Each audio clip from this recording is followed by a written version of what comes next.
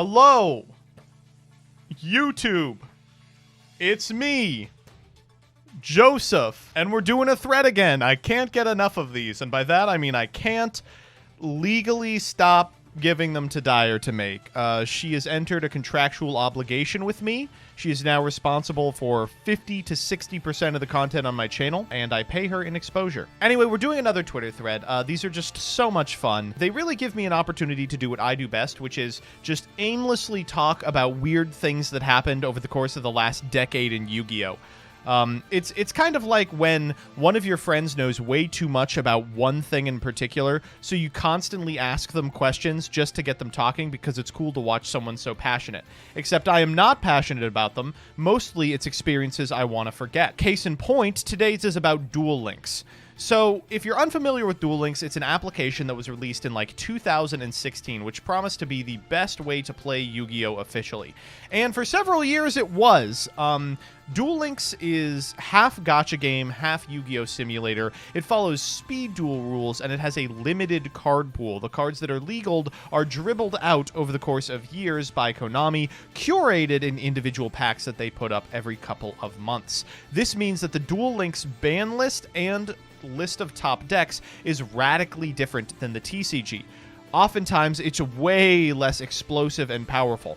And sometimes, some cards that were absolutely miserably bad on release in TCG are killers in Duel Links. Today, we're going to be looking at some of those. So first and foremost, I imagine this is probably the easiest one.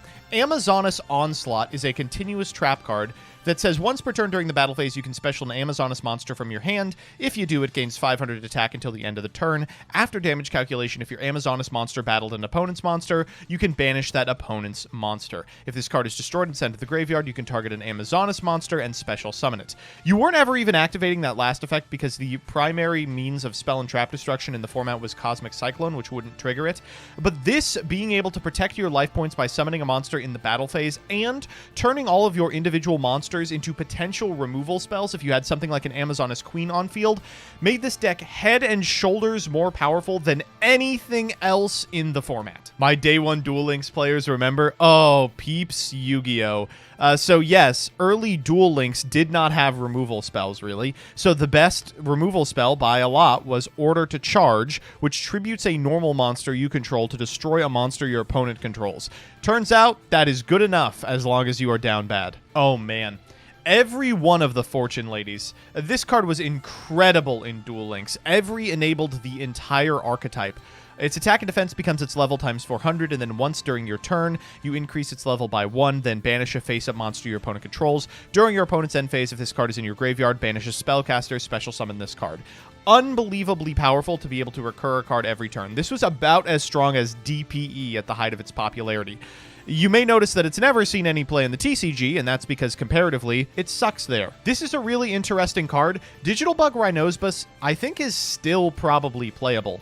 One of the first Xyz released could be stacked on top of Insector Exabeetle, and is basically a non-targeting Trident. Add to that the fact that it pierces in a format where the top monsters do not have a pretty high defense stat, and this was a house and a half. A lot of early rank 6 strategies, their main game plan, especially DDDs, was RHINOSEBUSE Pass. This card's limited, by the way. Did you know this card is limited? Storm. If you've heard of Mystical Space Typhoon, oh boy, let me introduce you to Storm. So in the defense of the individuals who see this on the limited list and then see that Cosmic and MST are basically untouched, Storm does some weird things in certain strategies. The fact that many individuals play a skill that starts them with a field spell means that your Storm is always online. It doesn't target, which is incredibly frustrating, and in many decks, it's literally just Heavy Storm. It's 100% just Heavy Storm, and you can plus off of it as well. It kind of boggles the mind, but you do probably have to keep this card at 1. Shout out to my favorite gender, bad DM field spells you would never play in your deck, but technically staples because of skills. Yep. Hammer Shark played Umi just as a way for Hammer Shark to trade favorably with stuff. Jurassic World, I believe, caused like one of the early Tier 0 formats where dinosaurs were really the only thing worth playing. YAMI has been off and on playable since release. And, of course, Mountain was good in Blackwing Kaiba decks for a short amount of time. Saw almost no play in any Invoke deck throughout its history in TCG, but don't show it to a Duel Links player. Fuck this card. Oh, man. So, a lot of the cards on this list are playable not because the power level is lower in Duel Links, though it undoubtedly is. They're playable because Duel Links has specific skills designed to resolve some of the outstanding problems with some archetypes designed in, like, 2014. One of these is Melodious, and the skill that they are given allows them to summon high-level Melodious monsters for functionally no cost. This enables a whole cavalcade of asshole Melodious fusions, and Bloom Diva is the queen asshole of all of them. Can't be destroyed by battle, can't be destroyed by card effects, you take no battle damage from attacks involving this card. If it battles a special summoned monster, inflict damage to your opponent equal to the difference and pop the monster. So frustrating. Bacon Saver was playable for years, for actual years, as the best thing you could possibly Foolish Burial. And strangely, there were a lot of pseudo-Foolish Burials in early Duel Links. Neos Fusion came out very early and included a way to get Bacon Saver into the grave with Brave Neos. So Yubel was not only an annoying card, it was exceptionally playable. Such a frustrating deck. Yubel has a skill that adds Yubel to Yubel's hand. Good luck comprehending that one. And you could pop it with Fire King Island to get like a Barong, then trigger Yubel for Ultimate Nightmare or Terror Incarnate. And this card in particular would just sit on the field. They would literally just sit there and prevent you from winning forever. So frustrating. Whatever happened to that deck? Why did people stop playing it? Was it because it just got power crept? Now that we have monster removal? Yeah. For Hire! So For Hire was not particularly playable in the TCG, but in Duel Links it was playable for about a year. It was a top 4 deck for, you know, that entire time, and the best deck for probably 6 or 7 months of that. It survived multiple ban lists. Wiz was an absolute house. Oh my god, I miss these guys. God, I hate this card. This is a very old Duel Links staple, but Sergeant Electro, for a short amount of time, was some of the best spell trap removal in the format. I'm talking like early 2017. This guy will always hold a place in my heart. He is such a sick card, and available at the card trader, which meant that almost everyone had him as well. If you're unfamiliar, there are a ton of cards in Duel Links that do not exist in real life.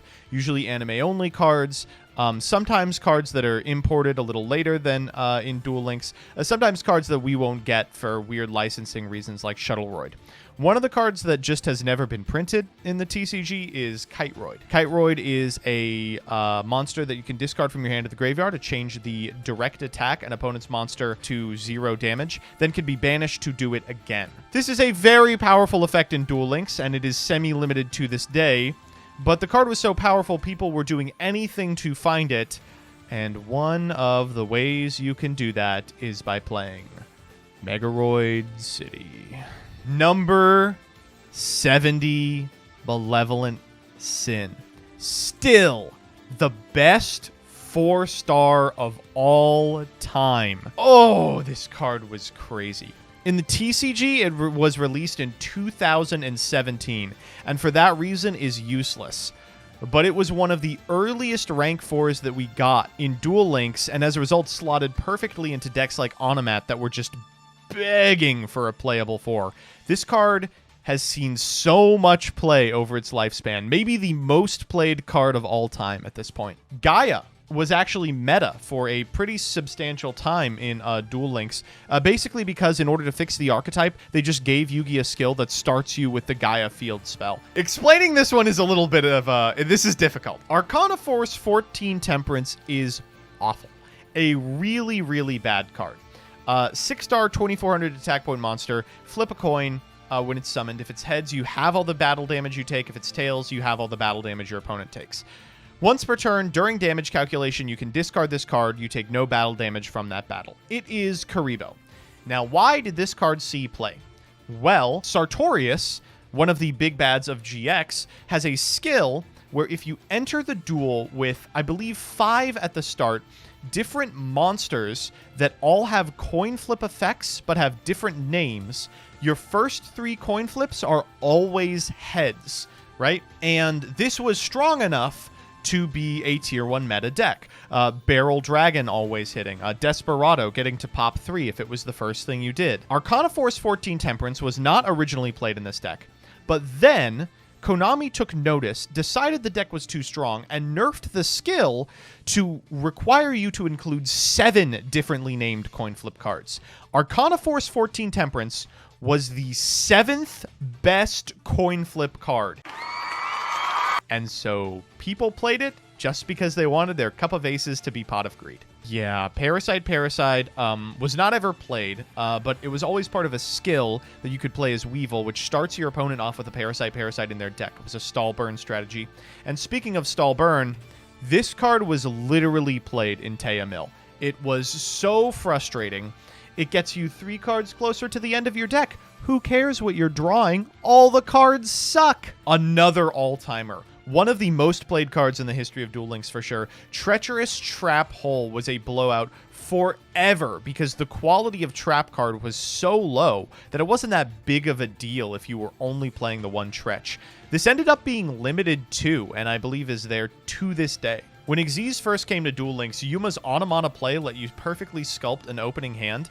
Head was semied and Sister was semied before they gutted the skill. I played so much of this. On release, this deck was cheeks because there were no good 4s. But after only a couple of weeks, it became so clear that as soon as they released a good 4, this was broken. People went in, and then they released some good 4s. Does anyone in chat remember that my GAGAGA sister has another effect? The classic, baby. The classic. Econ! Oh, Econ was so good for so long. The really frustrating part about this card is that when it first released, the only way you could get it is a Kaiba drop, which meant that you had to farm the gate Kaiba in order to get it. And the drop rate was terrible. It's a super. They didn't have the ability to gate multiple times. You can't auto legendary duelists. It was just one day you had to sit down and be like, today I will spend 8 hours grinding Kaiba to get me an Econ. Eventually, they allowed you to get another copy by completing a Mokuba bingo sheet. But still, so popular for so long. Cyber Angel Dakini was responsible for the first high-powered Tier 0 Duel Links format. You can argue that, like, Relinquished or, like, early Harpy Lady was better. But Dakini was the first modern deck that really took the metagame by storm. During a KC Cup, no less, this card was released. And if it's summoned, makes your opponent send a monster they control to the graveyard. If you make this with an Itada, and it goes to 37, which makes it trivial to OTK them if they're at 4,000. This archetype was busted. This deck was so good. It survived multiple ban lists. I think Dakini was limited for an extremely long time. Just unbelievable. Non-targeting, non-destruction removal. This card is so strong that they released the Cyber Angels in GX this year in Speed Duel, and they gave it Izana. They literally printed Izana to be a Dakini that's power level was manageable. Shouts out to my main man, Level Duplication. Shocked that they did not expect this one to be good. So Star Blast was playable not because of its effect, but because you can pay life points and artificially turn on a skill that triggers when you have like 500 life points remaining. That was the whole reason. This card is limited to this day for that reason. Yeah, so this is a weird one.